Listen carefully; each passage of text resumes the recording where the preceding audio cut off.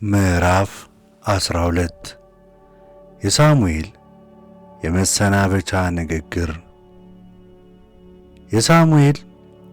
ሳሙኤል ለእስራኤል ሕዝብ ሁሉ አለ፣ የነገራችሁኝን ሁሉ ሰምቼ ንጉሥ አንግሼላችኋለሁ። አሁንም እነሆ ንጉሡ በፊታችሁ ይሄዳል፣ እኔም አርጅቻለሁ። እንግዲህ አርፋለሁ። እነሆ ልጆቼ ከእናንተ ጋር ናቸው። እኔም ከሕፃንነቴ ጀምሮ እስከ ዛሬ ድረስ በፊታችሁ ሄድኩ። እነሆም በእግዚአብሔርና በእርሱ በቀባው ፊት መስክሩብኝ። የማንን በሬ ወሰድኩ? የማንንስ አህያ ወሰድኩ? የማንንስ ሸነገርኩ? በማንስ ላይ ግፍን አደረግኩ? ነጠላ ጫማ እንኳን ቢሆን ከማን እጅ መማለጃን ተቀበልኩ? መስክሩብኝ፣ እኔ እመልስላችኋለሁ። እነርሱም ሳሙኤልን ግፍን አላደረግክብንም፣ የቀማህንም የለም፣ አላሰቃየህንም፣ ከእኛም ከማንም እጅ ማንም አልወሰድክም፣ ምንም አልወሰድክም አሉት።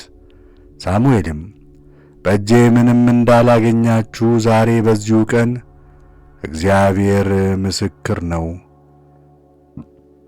እርሱ የቀባውም ምስክር ነው አላቸው። እነርሱም አዎን ምስክር ነው አሉት። ሳሙኤልም ሕዝቡን አለ፣ ሙሴንና አሮንን ያላቀ አባቶቻችንም ከግብፅ ምድር ያወጣ እግዚአብሔር ምስክር ነው። አሁንም ቁሙ፣ በእግዚአብሔር ፊት እፋረዳችኋለሁ።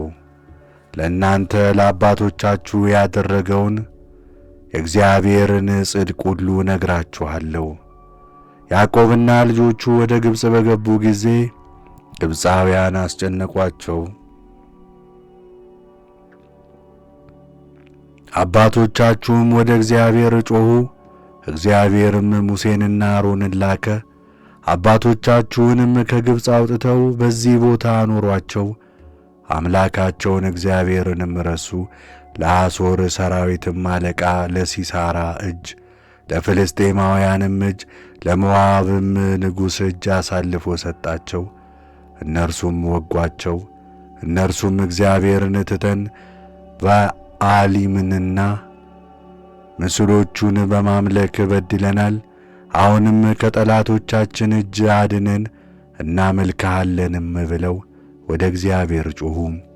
እግዚአብሔርም ይሩበኣልን፣ ባርቅንም፣ ዮፍታሔንም ሳሙኤልን ላከ። በዙሪያችሁ ካሉት ከጠላቶቻችሁ እጅ አዳኗችሁ። ተዘልላችሁም ተቀመጣችሁ። የአሞንም ልጆች ንጉሥ ናዖስ እንደመጣባቸው ባያችሁ ጊዜ አምላካችሁ እግዚአብሔር ንጉሣችሁ ሳለ እንዲህ አይሁን፣ ነገር ግን ንጉሥ አንግሥልን አላችሁኝ። አሁንም የመረጣችሁትን ንጉሥ እዩ።